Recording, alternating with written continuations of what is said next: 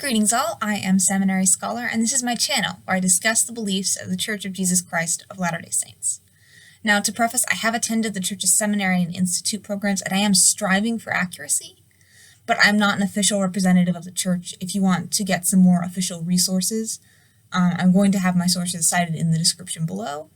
You can also check out the Church at their website at churchofjesuschrist.org.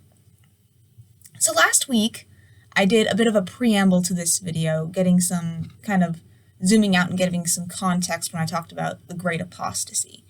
I would recommend watching that video if you want to really grasp the full impact of what I'm going to be talking about in this video. Links up in the corner.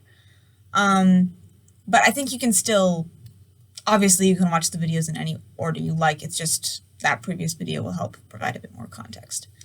But this week I'm going to be talking about the first vision, which is a really significant event in our church's history. And I'm going to do this by kind of breaking down the background information because it is relevant, and kind of setting up the environment, their political and natural factors that feed into it. Then I'm going to talk about the story itself, and then I'm going to kind of take some time to explain why this story is so critical to us as a church and why we think it's so important. But first, just to kind of set the stage, this story takes place in New England. And in New England, some years before our story takes place, a movement started, which has been referred to as the Second Great Awakening. This was a religious movement. It was called the Second Great Awakening because it was seen as the successor to the First Great Awakening, which was another religious movement that took place roughly around Founding Father era, when the country was getting to be established. The Second Great Awakening kind of developed in response to some public ideas that were forming. And these were ideas that tended towards the idea that institutionalized religion wasn't really important. It didn't really make a difference in your standing with God. And this was just an idea that was prevalent in the time, again, most of an extremely predominantly Christian region, and that was the culture at the time. But people were, essentially, they were not believing that it was relevant for them to personally go to church and to personally develop a relationship with God. And so this movement kind of developed in response to that, to try and persuade people that, yes, it does make a difference. You should be coming to church. It does help. But the result was, as can be the result when you have a bunch of people who are enthusiastically trying to persuade you to adhere to their beliefs, is that it became kind of a confusing hodgepodge, because it wasn't just one denomination that was doing this. I believe it was the Methodists that spearheaded it, but there were a lot of different denominations that got in on this. And so there was just this, it was very confusing. I think I would compare it to, based on what I know, I'm referencing the Joseph Smith history account of these events, but based on his description, I would kind of compare it to the political situation right now, where everyone is, well, not everyone, but there's a lot of political enthusiasm going on right now, and it's not necessarily productive. And a lot of it is focused on shooting down the opposing groups. And that was very much the feel that I gathered from this firsthand account. So that started in about 1770, and it was it goes on for a while before our story begins, but almost immediately, from a timeline perspective, before the events of the first vision, there was another event. And this event was the explosion of Mt Tambora in the West Indian Ocean. Mt Tambora was an active volcano, and it it was an extremely violent eruption, so violent that the ash and the flow actually created. They called it the year without summer, 1816, and it devastated a lot of the world, but specifically this region. It's relevant. It devastated this region. Crops failed, and every other industry that relied on crops also suffered. And so, and we've seen a bit of this in our COVID times, but when there is a large natural disaster that happens, people tend to try and get their spiritual affairs in order, like whatever spirituality is. And in New England, during the Second Great Awakening, that usually meant Christianity. But this is the backdrop. We have this kind of contentious. We have a religious movement that's kind of soured because you have sects competing with each other. Sect meaning group. But this is a situation that a 15-year-old in Palmyra, New York, found himself confronted with. And this 15-year-old was named Joseph Smith. And he wanted to know which church was correct. But he was extremely confused because all of these groups were just vying for his attention so fiercely, and every group was trying aggressively and trying to persuade. He puts it really eloquently in his first-hand account. They used all arguments of reason and sophistry to persuade each person to their sect or their group. And so this is a situation he found himself in. He desperately wanted to know which one was correct because he knew they couldn't all be correct because they were so at odds with each other and they were quick to point out how different they were from each other.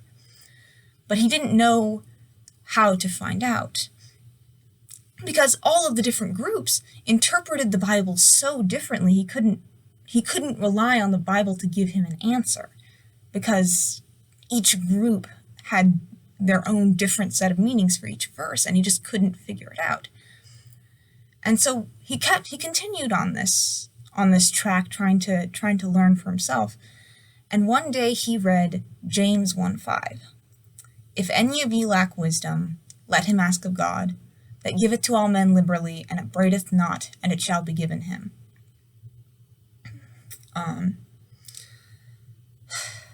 And that verse really struck him because he realized that he was completely lost. He was completely confused. He hadn't a clue what he was supposed to do or where he was supposed to go. But here in the scriptures, it was saying, if any of you lack wisdom, ask of God. And so he took that to heart, and he set aside a time and a place when he was going to go and he was going to ask God.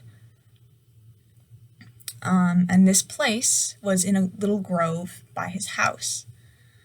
And he went and he knelt down and he looked around and he made sure he was alone and he started to pray and he started to ask God which church he was supposed to join. And just at this point, he is seized upon by an unseen power, just something attacks him, spirit and mind. And he doesn't know what's going on. He's terrified. And just as he was about to give in to this, he calls out. And as soon as he calls out, there is a brilliant light that fills the grove. And he sees in this light that immediately disperses the darkness and dispels the presence that was attacking him. And in this light, he sees God the Father and Christ the Son. And despite the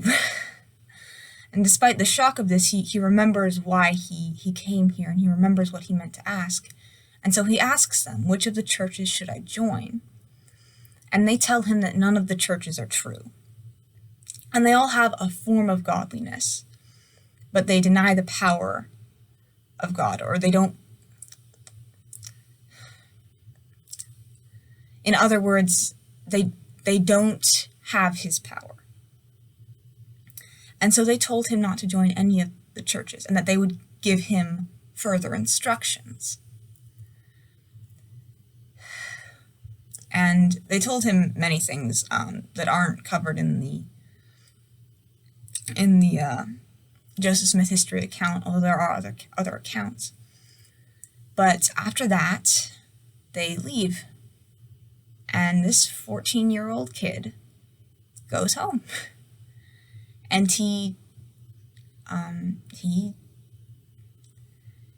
and that's the end of this story. It of course feeds into a much larger narrative, but what ends up happening is that we believe that Joseph Smith continued to receive revelation. He continued to strive to live worthy of revelation, and he received it. And through that process, he became the first prophet of the modern day. And he was able to reorganize Christ's church. He was able to reestablish the church that Christ established during his ministry. And through various revelations and visitations of divine beings, he acquired the priesthood authority of God, or the authority and power of God to work and to do the work on this earth. And that's why we call it the first vision, because this is the first vision after the great apostasy, after the great and long silence that followed the death of the apostles in the New Testament. And that's what we believe. It's what I believe. And we don't believe that Joseph Smith was anything more than an imperfect person.